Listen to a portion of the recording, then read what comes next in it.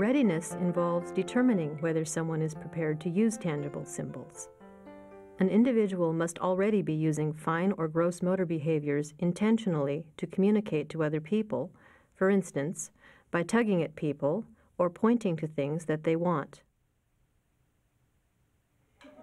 Let's look at a child who clearly does not yet have intentional motor skills that could be used to communicate using tangible symbols.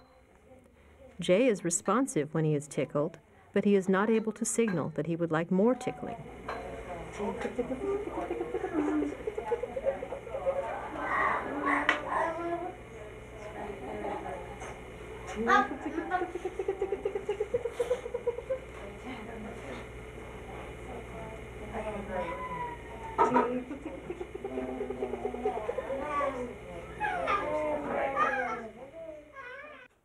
Here is a child who has plenty of intentional behavior.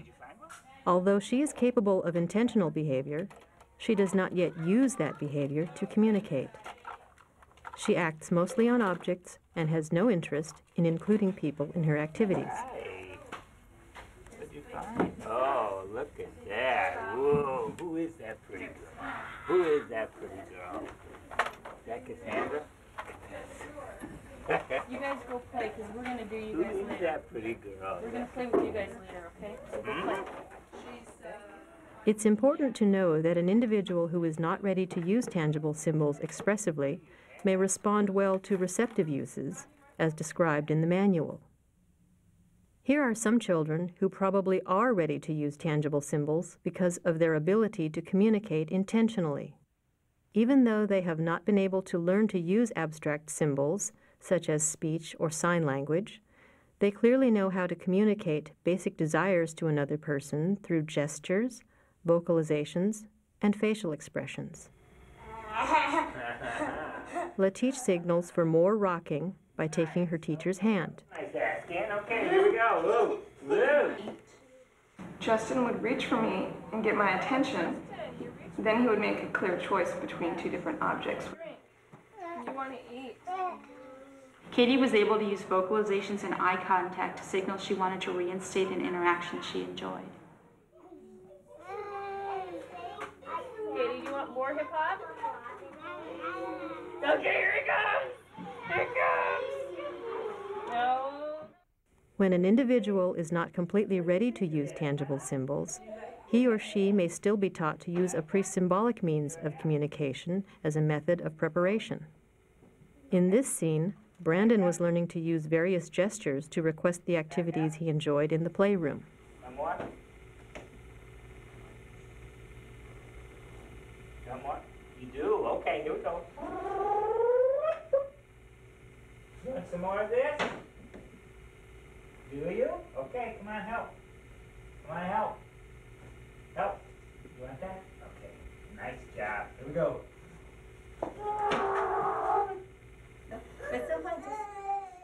Si Young is learning to guide her partner's hand to the cupboard latch to ask for help in retrieving the toy she wants. Hi. What do you want? You want in there?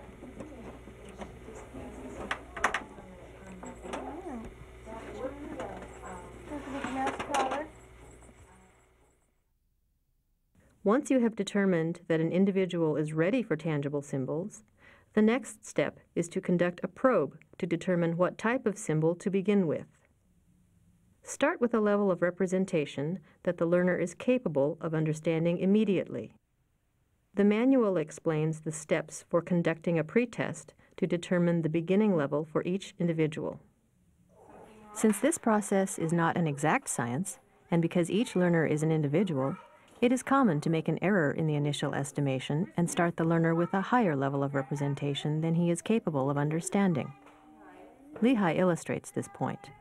He showed us that our initial assumption that he understood the relationship between photographs and the objects which they represent was mistaken. Show me what you want to eat. What do you want? Juice, sandwich, or graham cracker? What do you want? What do you want? Which one? You got them all up? You want juice? Okay, well, I'll tell you what. You need to pick the right picture. You need to show me where juice is. You need to pay attention. Where's juice? Here's your juice. Where's Juice? Lehigh. Can you do it? Look. Look. Show me Juice. Show me Juice. No, that's not right. Okay. A later attempt using three-dimensional symbols led to greater success.